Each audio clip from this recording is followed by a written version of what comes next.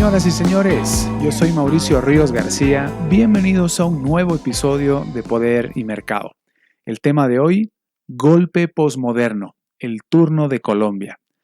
Colombia está viviendo desde hace ya unos 4 o 5 días aproximadamente una serie de protestas callejeras en distintas ciudades del país que se han ido haciendo cada vez más violentas.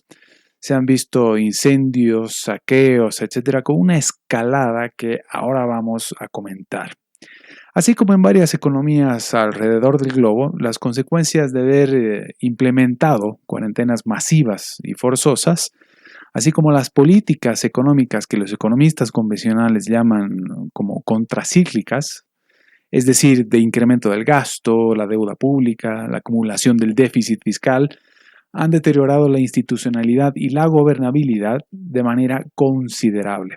Asunto que muy probablemente, por cierto, va a ir traduciéndose en el inicio de una crisis todavía más extendida. Para tratar de encontrar la punta del ovillo en estas últimas semanas y días, sobre lo que ha estado sucediendo en Colombia, pues lo siguiente.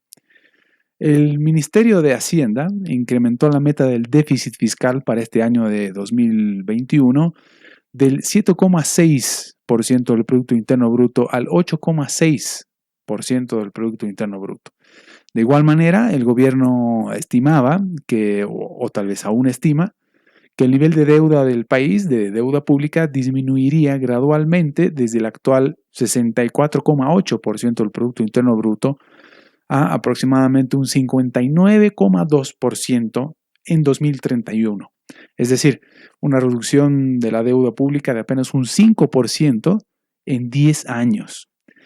Para darse una idea del tamaño del problema, del tamaño y la magnitud del problema, esto no les ha gustado nada a las calificadoras de riesgo, que ya dijeron, por cierto, que van a revisar sus evaluaciones con todo lo que estamos viendo hasta aquí, porque entienden que los problemas con la economía colombiana se incrementan rápidamente, o los riesgos al menos se incrementan rápidamente.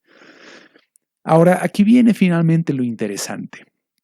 En primer lugar, la reforma tributaria que estaba proponiendo Duque para financiar este problema consistía, entre otras cosas, que el déficit fiscal de Colombia es de aproximadamente 92 billones de pesos colombianos. La reforma tributaria buscaba recaudar entre 23 y 26 billones de pesos colombianos, de los cuales aproximadamente 11 billones de pesos colombianos tendrían que ser destinados a programas sociales.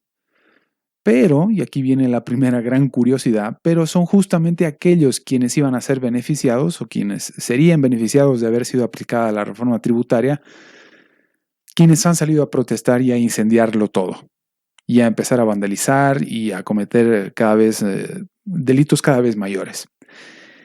Más aún, así como en Chile, a finales de 2019, todos estamos al tanto, cuando una protesta contra el incremento del pasaje de metro de 800 a 830 pesos chilenos, o el equivalente a 0,042 dólares, se convirtió en una protesta con saqueo a comercios y el incendio de casi todas las flamantes estaciones de metro que había en Santiago de Chile hasta forzar una asamblea constituyente.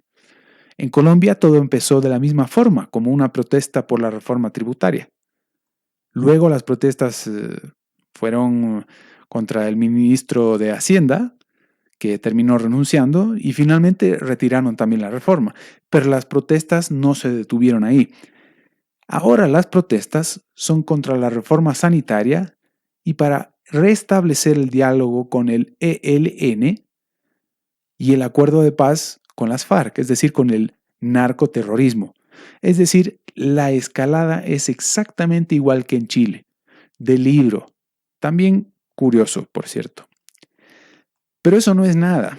Sigamos con las curiosidades. Este conflicto, que por cierto lo lidera nadie menos que el chavista Gustavo Petro, ex candidato a la presidencia, que perdió contra Duque y que hoy es senador, está bloqueando el oxígeno en los hospitales para pacientes graves con COVID-19. Y en uno de esos bloqueos, por cierto, recientemente, donde se impidió el paso de una ambulancia, provocaron el fallecimiento de un bebé.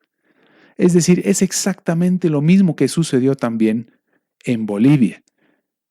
Algo que hicieron contra el gobierno de Yanine Áñez en la segunda mitad de 2020.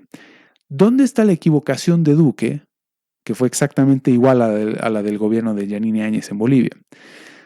Sucede que parte de la clave de estos escenarios de conflictos violentos y perfectamente dirigidos o con un objetivo muy claro está en elegir el motivo por el cual la gente saldrá a las calles en protesta y además para pretender derrocar al gobierno. Porque la gente saldrá de todas maneras, saldrá a las calles de una u otra manera, a hacer exactamente lo mismo que hicieron contra el gobierno de Yanine Áñez en Bolivia en 2020 y lo que están haciendo ahora mismo contra el gobierno de Duque en Colombia. Es decir, era preferible, tanto con Yanine Áñez como con Duque, e igual que con Piñera en 2019 en Chile, realizar ajustes y reformas. Duque debió recortar el gasto público estructural y no incrementar el gasto público estructural, la deuda pública y por tanto los impuestos.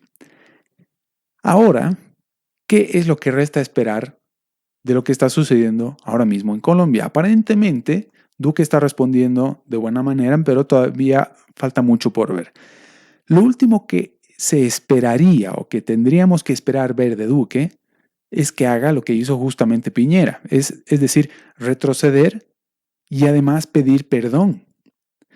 Yo considero honestamente que la propuesta de reforma tributaria de Duque fue una equivocación. Insisto, debió recortar el gasto público estructural, realizar ajustes y reformas.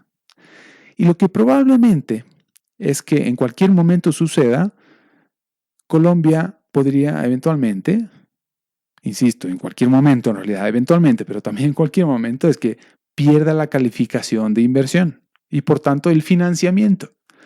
Si esto sucede, va a ser verdaderamente grave para Colombia, porque de otra manera, la extrema izquierda solamente va a seguir avanzando hasta llamar a una asamblea constituyente, como en Chile, insisto, y que no mucho más adelante, alguien como Petro, como Gustavo Petro, termine siendo el próximo presidente de Colombia. Y además espero que Guillermo Lasso en Ecuador esté tomando buena nota de lo que está sucediendo ahora en Colombia, de lo que creo que se debería hacer en Ecuador cuando le llegue el turno, que no es otra cosa más que exactamente lo contrario que hizo Piñera en Chile.